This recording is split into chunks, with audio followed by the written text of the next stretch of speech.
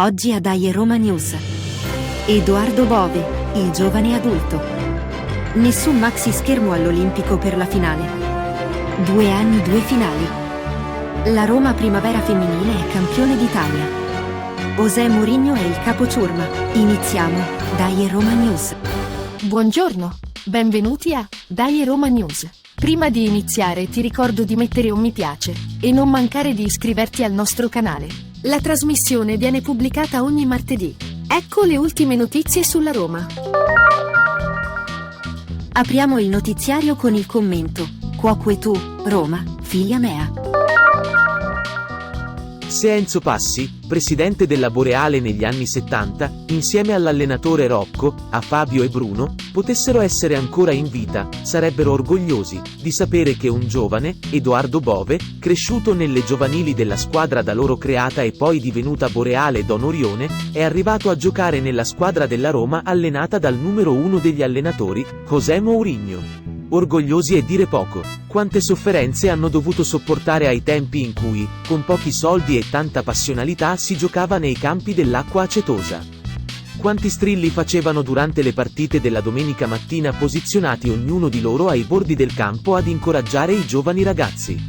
Edoardo Bove rappresenta ognuno di quei ragazzi, rappresenta la volontà di essere semplici ma combattivi allo stesso tempo. Un gol di Bove ha portato la Roma a disputare la finale di Europa League. E allora, quoque tu, Edoardo, fili mi? Questo giovane ha portato una grande gioia a Roma e ai tifosi della Roma. Grazie, e alla prossima. La finale di Europa League, che si giocherà a Budapest, probabilmente non si potrà vedere all'interno dello Stadio Olimpico. Quest'anno non sarà possibile assistere alla partita tramite i maxi schermi dentro l'Olimpico, come accaduto l'anno scorso in occasione della finale di Tirana contro il Feyenoord. Questo perché è prevista l'ultima di campionato, in casa, contro lo Spezia. Se ciò venisse confermato, ci permettiamo di sperare che l'amministrazione capitolina provveda al posizionamento di alcuni monitors in vari posti strategici della città. Questo è il momento per il punto del mister. Il pensiero di ringraziamento non va solo al nostro allenatore. Anche la squadra si dimostra finalmente all'altezza di portare a termine un percorso. Giungere alla finale vuole dire portare a termine un percorso. Vincerla, poi, è cosa diversa. Dipende da tanti fattori, a volte anche dalla fortuna. Noi comunque siamo soddisfatti e ringraziamo la Roma.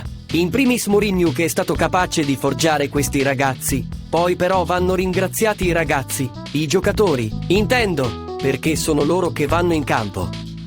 E sono loro che giocano. Adesso, testa alla finale. Il Siviglia è una squadra forte e, soprattutto, esperta. Hanno vinto 6 finali su 6 del torneo. Ma i tabù sono fatti per essere sfatati. Dai Roma! Dopo la squadra delle grandi, anche la Roma Primavera femminile è campione d'Italia per la 4ª volta consecutiva. Lo scorso 14 maggio, le ragazze giallorosse dell'allenatore Viglietta hanno battuto nella finale scudetto la Juventus, con i gol di Giada Pellegrino e Nina Kaisba, che ha chiuso la partita a 10 minuti dalla fine e ha garantito lo scudetto alla Roma. La società ha compiuto per la prima volta un record, con le vittorie delle 2 squadre nei principali tornei nazionali femminili. Adesso siamo arrivati al momento di Parla Pasquino. Il 9 maggio scorso avevo detto che Mourinho decideva di abbandonare il campionato per scegliere l'Europa League. Ero scettico, ma devo riconoscere che come sempre aveva ragione lui. Se la squadra della Roma, per il 2º anno consecutivo, arriva a disputare una finale nei campionati europei, il merito è senz'altro di Mourinho. Quando i Friedkin decisero di ingaggiare Mourinho, ritenni la scelta perfetta. Non tanto per il gioco che avrebbe fatto svolgere alla squadra, quanto per il temperamento che avrebbe potuto trasmettere ad una squadra priva di tale elemento. Ebbene, mai previsione fu indovinata.